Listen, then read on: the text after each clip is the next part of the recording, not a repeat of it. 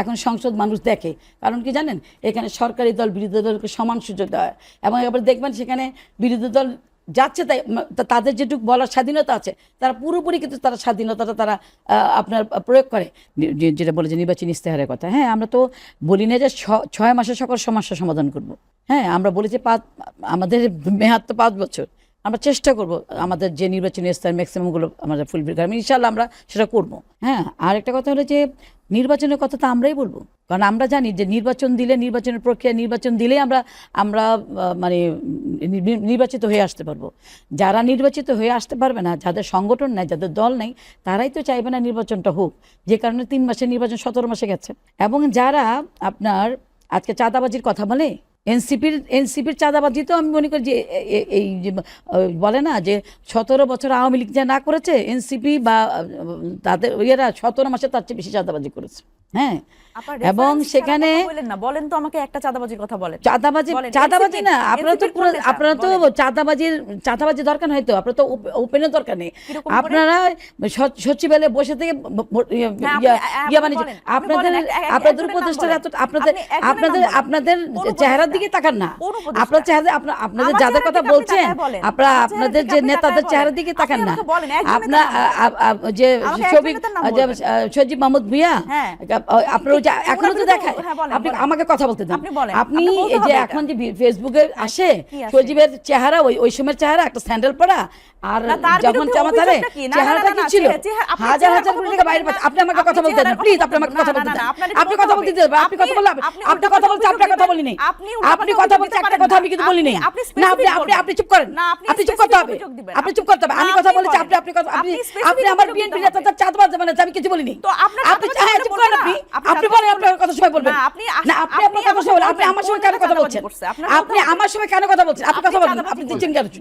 আমি তো একটা কথা বলি নাই, আমি তো আমার কথা শুনে বলছি, আমি তার প্রত্যেকটা কথা, আপনি আমার তৃণমূলের নেতা কর্মীদের বলছেন আপনাদের প্রফেশন আছে, আপনি বলতেছেন আপনার নেতা কর্মীদের প্রফেশন, কোথায় প্রফেশন আছে তাদের? না, আপনি কোথায় প্রফেশন আছে তাদের? আপনি নাম ধরে বলেন, কোথায় গেল? আর আপনি আমার নেতা কর্মীদের নাকি তৃণমূলের নেতা কর্মী নাকি চাঁদাবাজি করে চলে, আপনি কিভাবে বলতেছেন?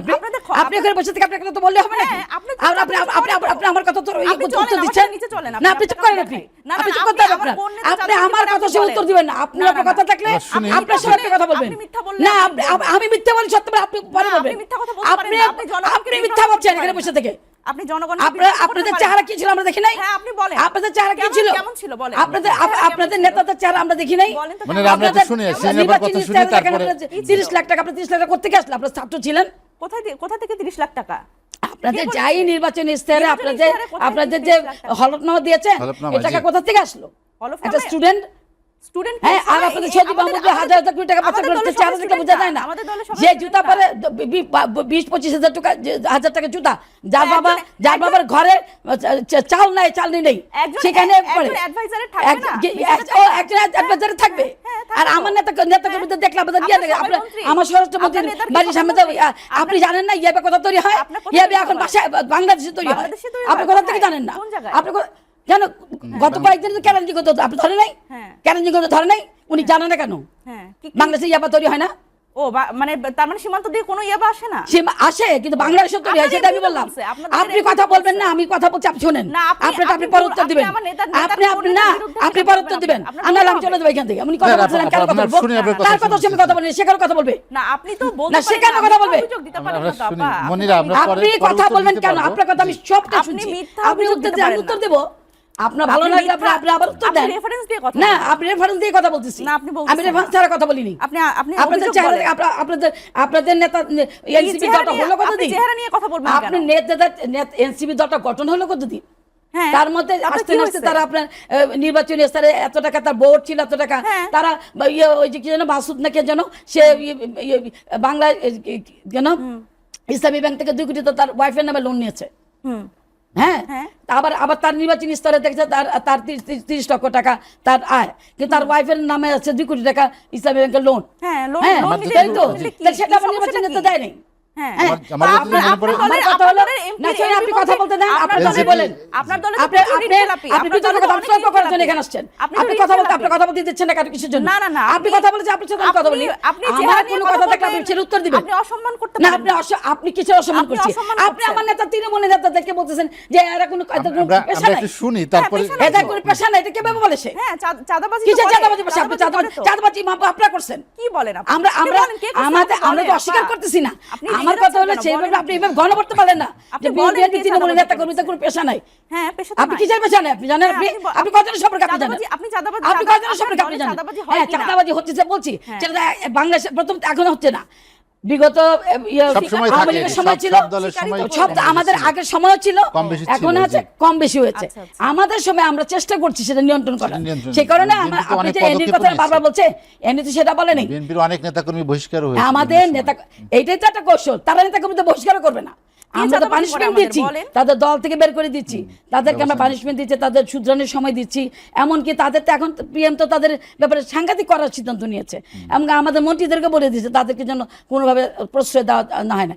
আমরা যেভাবে সূক্ষ্মভাবে এই দেশটাকে পরিচালনা করার জন্য এই যে তারা মবের দেখায় দিয়ে গেছে, সেই প্রক্রিয়াতে এখনো চালু আছে, সেইটাই তো এখনো চলছে। এবং আপনি দেখেন আমাদের নেতাকর্মীদের জবাবদিহিতা আছে, বিচার আছে। হ্যাঁ, স্বরাষ্ট্রমন্ত্রী কথা বলেছেন, স্বরাষ্ট্রমন্ত্রী তো আসার পরে তারপর তো সে এই সলিমপুর নিয়ে এত কিছু বাংলার সৃষ্টির পরে সলিমপুরে কেউ ইয়ে করতে পারেনি, নিয়ন্ত্রণ করতে পারেনি। উনি তো চেষ্টা করছেন, উনি নিয়ন্ত্রণে নিয়েছেন।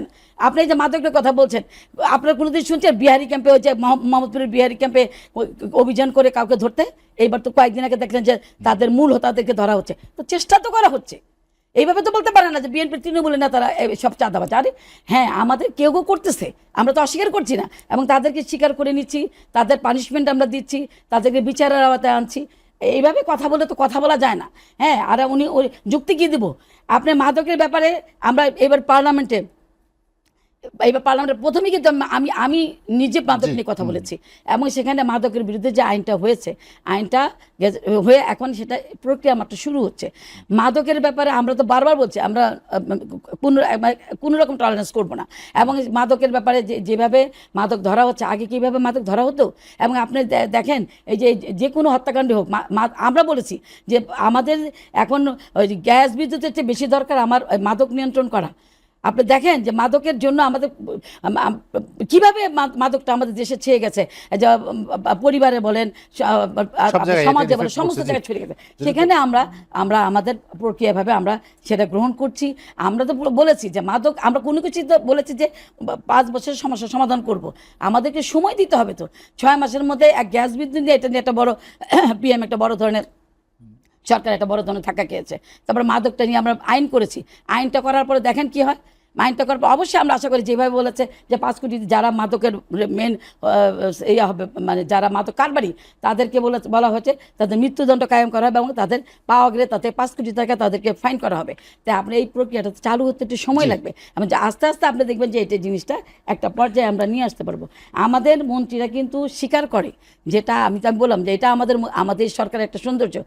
প্রধানমন্ত্রী বলেছেন আমি ক্ষমা চাচ্ছি, আমরা যেভাবে প্রতিশ্রুতি দিয়েছি আমরা সেভাবে দেশ চালাতে আমাদের অসুবিধা হচ্ছে, জনগণের অসুবিধা হচ্ছে, জনগণের অসুবিধার জন্য তিনি বারবার ক্ষমা চাচ্ছেন এবং বলছেন আমরা দুঃখিত আপনাদেরকে। তো এইটা তো একটা সরকার, এটা তো আগে কখনো এই রেওয়াজটা ছিল না যে সরকারকে স্বীকার করে নেওয়া, অসুবিধাটাকে স্বীকার করে নেওয়া, আমাদের মন্ত্রীদের স্বীকার করে নিয়ে দেশটাকে এগিয়ে নিয়ে যাওয়া। সেই জন্য বললাম যে এনসিপির কথা বলছি, এনসিপির কথা সব যে কেউ আমি পূর্ণাঙ্গভাবে কোনো দলের প্রতি আমি নির্দেশনা করব না। সব দলেই ভালো মন্দ আছে, এনসিপিতেও ভালো মন্দ আছে। আমি সেটা বলতে চাচ্ছি যে আমার দলে যে নয়নের কথা বলেছে, নয়নকে যখন এরকম একটা দেখা হয়েছে, প্রাইম মিনিস্টার নিচে কিন্তু তার সদস্যপদ স্থগিত রাখা হয়েছিল। হ্যাঁ, তারপরে ইলেকশনের সময় তার আবার সদস্যপদ দেওয়া হয়েছে, যেহেতু সে আমাদের একটা ভাইটাল রোল প্লে করে আমাদের দলের মধ্যে।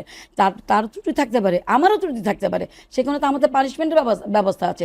এরা তো কোনো পানিশমেন্ট, এই যে জামাত ইসলাম দেখেন আজকে কত ধরনের ঘটনা ঘটছে, ফেসবুকে তো ঢোকাই যাচ্ছে না, ফেসবুকে ঢোকা যায় না, এবং অন্যান্য রাজনৈতিক দলেরও অনেক কিছু দেখছি, কিন্তু সেটা বড় কথা না। আমার কাছে সবার জন্যই, বিরোধী দলেরও যদি আজকে কোনো খারাপ কিছু দেখে আমরা সরকারি দল হিসেবে সেটাও আমাদের দায়বদ্ধতার মধ্যে পড়ে। কারণ দেশটা যদি ভালোভাবে না চলে, সব বিরোধী দলকে নিয়ে ঐক্যবদ্ধভাবে যদি আমরা না চলতে পারি, সেই দায়বদ্ধতা কিন্তু সরকারি দলের উপরও আপনার বর্তাবে। যে